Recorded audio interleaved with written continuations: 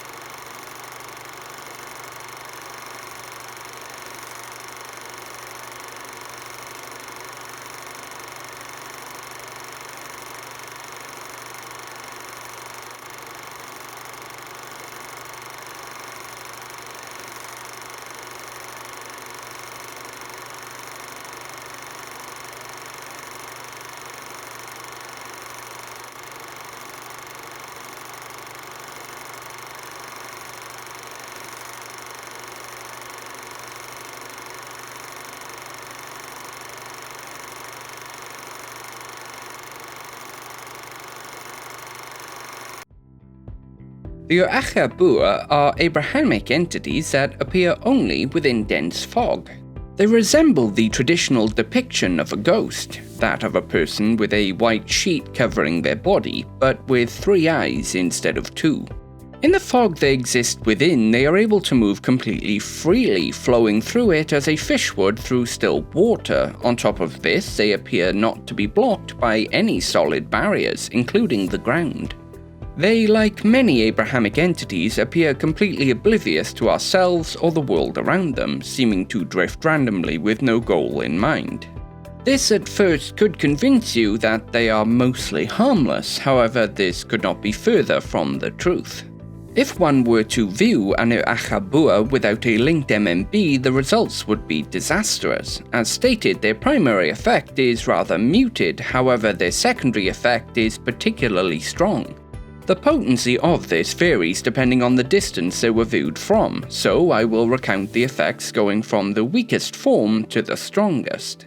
Firstly, Level 1 effect. The victim did not notice, but did have the entity within their eyeline. With this level, the victim could live their entire life without knowing that anything had changed.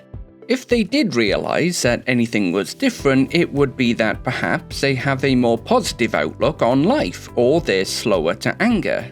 These instances do not require any intervention from ourselves.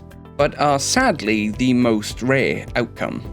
Secondly, Level 2 effect. The victim noticed the entity in the distance but could not work out what, if anything, they were looking at. This is where you begin to see the more drastic changes in the victims, as a single negative emotion or sensation will have been completely removed from their frame of experience. Literally, they will be unable to feel, understand, or remember experiencing this specific feeling. This can range from anger, disgust, sadness, shame, and the physical sensation of pain, though this last one is somewhat rarer. This creates an imbalance within the person, causing extremely destructive behaviors to manifest. As an example, a person who has lost all anger will accept all negative treatment no matter how extreme, as although they may feel as though they do not deserve such treatment, they do not possess the ability to enact change by fighting back. Those who have lost all shame will stop maintaining themselves, as without the negative feeling that pushes us to improve and stop ourselves from degrading, they will allow themselves to waste away. I will mention at this point that these people also lose the ability to empathize with others experiencing these emotions, as they fundamentally cannot understand them. This can make these people unintentionally, but still very dangerous to others. Without the ability to know that another is suffering, one cannot stop themselves from causing said suffering. This is most evident when the one affected by an Achubwr is a caregiver. Despite this, with intensive therapy, these individuals can live a relatively normal life, though under tight supervision. They will never regain their lost feeling, however, they can be taught to mimic the correct behavior in the given scenario. This is the most common result after an encounter with an Achubwr. Finally, Level 3 effect, when the victim fully witnesses the entity.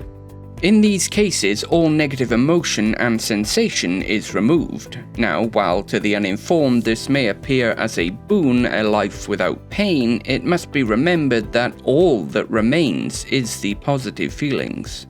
People experiencing the Level 3 effect are completely incapable of caring for themselves, never mind others. They exist in a constant state of joy, their minds literally flooded with feel-good chemicals released by their brains. They will not eat, drink, talk, or even move, as nothing they could do changes how they feel. They literally cannot feel better than they always do, and so they do nothing. They are fully aware and capable of independent movement, however, they simply do not see the need to do so. Even under the threat of imminent harm or even death, they simply will remain where they are, having to be physically lifted by others as their bodies go limp, a distressing smile plastered on their face. This effect is permanent, with no known cure. There was an interesting event related to these entities. That of a monastery that once existed within Wales that revered the Achubwr as the harbingers of the Second Eden. The monks of this isolated place, incorporating some local myths, believed that fog was the veil between our world and the kingdom of heaven. The Achubwr, the name of which we gained from these monks' writings, were viewed as angels sent by God to remove the knowledge of good and evil from the hearts of man. They believed that the victims of Achubwr were being returned to what man was supposed to be before the eating of the apple, and as such it was a divine act. They struggled at first to marry this idea to the reality of these people wasting away, until they decided that the issue was that the world still filled with the evil man had unleashed was what was killing them. They believed that if enough people could become saved in this manner, it would show God that humanity had accepted his plan, and he would turn the world into a second Eden. This group made it their goal not only to create as many victims of Achubwr as possible by herding people into fog, but also to keep these people alive for as long as possible. They washed and dressed these victims, clearing away their bodily waste. They created primitive feeding tubes with animal intestines that were used to funnel food directly into the people's stomachs, and on at least one occasion, they created a rudimentary ventilator, pumping air into a victim's lungs after they stopped breathing. This last one did not work, however, it shows their commitment. These practices continued for 50 years until the local lord was alerted due to a lack of harvests from the region. Investigating, him and his men found large wooden buildings filled with people half-starved and with various illnesses, though none seemed to care. Enraged and confused, the Lord confronted the abbot about what was happening, and when he explained, the Lord was horrified, seeing the monks' acts as the height of blasphemy. He had the monastery burned to the ground, along with almost all of the monks' writings. The monks themselves were sealed within these buildings before the fires were lit, sentencing them to death for their actions. The many victims the monks had given to the Achubwr were also put to death, their throats slit by the Lord's men as a mercy. Only one of the monks' tomes survived the event, as it was kept by the Lord himself, who handed it to the Order. So, how does one deal with an Achubwr? Thankfully, it's rather simple, though can be frustrating. With an MMB equipped, you as a hunter will be completely protected from both the primary and secondary effects, as they are both based around affecting you mentally. The difficult part is directly damaging an Achubwr. This is where it gets somewhat more complicated. You may have heard of eldritch rounds. These are ammunition where the bulk of each bullet is a capsule containing a fragment of a lesser eldritch entity. When fired at an Achubwr, they will cause tangible damage as the two spheres are incompatible with each other. However, even then, it will take up to 40 rounds to take down the entity.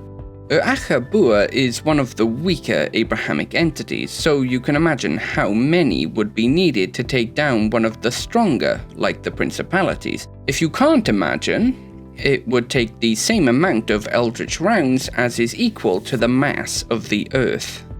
This is because the rounds are created with weaker eldritch entities, otherwise they would be more dangerous than the entities they were meant to take down. Even then though, they are still highly dangerous, as each round is capable, if the capsule is opened, of turning into a new instance of the entity the material came from.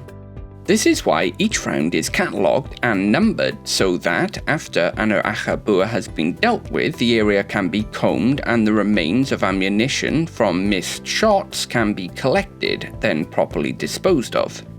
The more difficult subject is what we do with the victims of Achubwr. As stated, level 1 victims are fine to return to normal life without too much issue. Level 2 victims, after intensive therapy and training, can return to normal life but under heavy surveillance. Level 3 victims are where it becomes difficult. Typically, when a victim of an entity is discovered alive but unsavable, the most immediate escape is given. However, in the case of level 3 victims of Achubwr, they are not suffering. In fact, quite the opposite. Because of this, it was decided that we would take a page from the monk's book and attempt to assist these people to live as long as possible, though for humanitarian reasons rather than religious ones. They are kept within an order-run hospital under 24-hour care. We currently have 46 individuals under the level 3 effect in our custody, and as stated, we do all we can to maintain their lives for them. A life without any kind of pain sounds on the surface like a glorious one, a blissful, happy existence where you want for nothing. The problem is that, as humans without something to strive against, we stagnate. We require obstacles to overcome so that we can grow. These can be personal, like wanting to learn a new skill, or it can be something far larger, like fighting against the spheres, but we need something. Evolution is adaptation to a changing environment. Without hardship, without struggle, life would not have advanced beyond the single-cell stage. It's a grim reality, but we need some level of hardship to improve. But that will be all for today, with Arthur's might and Merlin's wisdom. Thank you.